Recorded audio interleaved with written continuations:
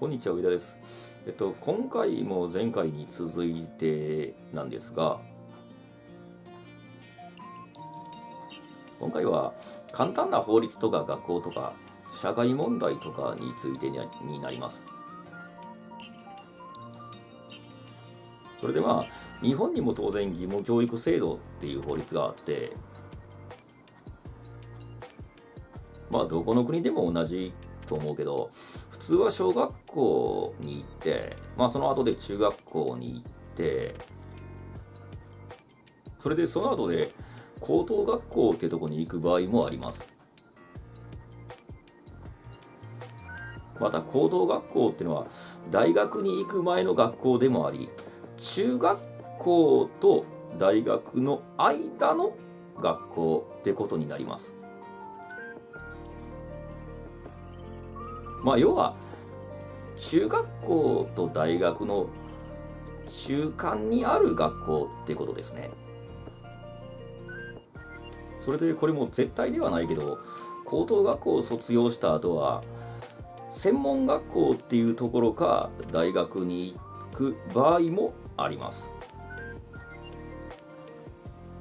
日本の大学は4年生と2年生の短期大学っていうのがあります。普通基本的に大学は4年生なんですが、2年間だけの短期大学っていう大学もあります。ただし小学校、中学校、高等学校までは大半みんなよく行くんですが、それ以降の大学や専門学校ってとこに行く可能性はそれほど多いとは言えないです。日本全体で考えても30% か 40% ぐらいだと思います。また高等学校に行く可能性とか割合もせいぜい 80% ぐらいだと思います。また高等学校の略は高校と言います。小学校、中学校、高校と言います。みんな略して喋るからあまり高等学校とは言わないです。高校って言います、大半の人は。それで日本の義務教育制度は小学校と中学校までです。はい。つまり6歳から15歳までが義務教育ってことになります。それ以上はないです。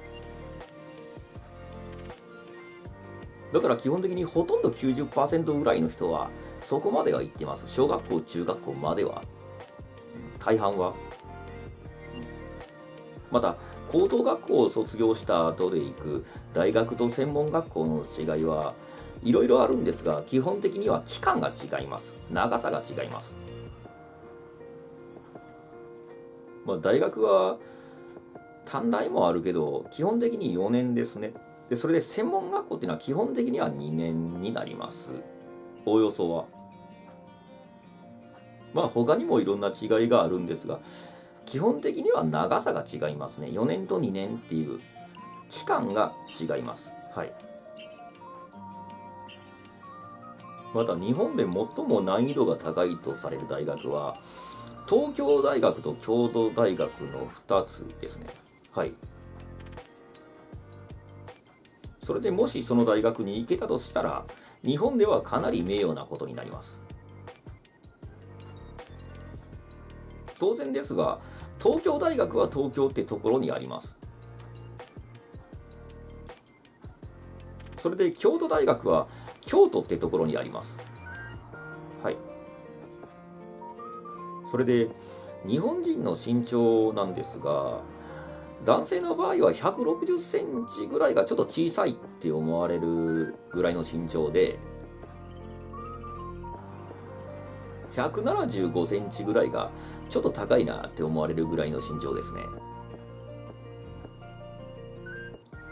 それで女性の場合は150センチぐらいがちょっと小さいなって思われるぐらいの身長で、対して165センチぐらいが高いなって思われるぐらいの身長ですね。女性の場合は。はい。日本人の感覚としてはだいたいそんな感じになると思いますね。はい。それでこれはいいことではないんですが、日本の社会問題についてはいじめとかパワハラとかで、しかしそれはどこでも起こるんですね。警察組織内とかでも。学校だけではなくて、人が集まる集団でいじめとかパワハラとかなくなることがない問題です。また格差社会というか、何もかも全部が二分化されてしまっていることですね。よく海外の人が日本の動画を見たら、日本人は全て全員がうまくいってるような感じがするかもしれないけど、うまくいってる人とうまくいっていない人がものすごく大きく分かれてしまってるんですよね。儲かる人というか、ちゃんと仕事ができる人はすごいたくさん給料がもらえる場合もあると思うけど、仕事が全くできない人はホームレスになってしまうとか、そういうことも普通にあるし、つまりものすごく二分化されてしまってるわけなんですよね。はい。とてもじゃないけど日本人全員がうまくいってるってことはないんですよね。格差がすごい大きいんですよね。日本でも大阪のあたりとかそれ以外にもスラム街と言われてる地方だってあります。はい。また簡単な法制度についてなんですが、日本には生活保護っていう最低限の生活を国が支える法律があるんですが、しかし生活保護を受けたとしても一月に10万円ぐらいの現金しかもらえなくて、本当に生活ギリギリのわずかな現金しかもらえないです。また難病とか何かの障害があるとか、そういった条件のもとでしか生活保護はもらえないです。はい。基本生活保護ってのは当てにしない方がいい制度です。はい。本当にわずかな現金しかもらえないから。でも一応そういう生活保護っていうシステムが存在するには存在します。そういう法律があることはあります。またこれも日本特有の現象であまりいいことではないんですが、日本には懲役太郎っていう言葉があって、それは何度も何度も刑務所に入って出て入って出てを繰り返している人の呼ばれ方なんですね。懲役ってのは日本の刑罰名で、太郎っていうのは人名で、それを適当につないだ言葉ですね。その懲役太郎って呼ばれてる人の特徴なんですが、一度や二度じゃなくて10回20回30回とか、それぐらい何度も刑務所に行っては出て行っては出てを繰り返してる人なんですね。そんな人が懲役太郎って言われてしまってます。それでその理由は、日本では出所後の生活支援が弱いし、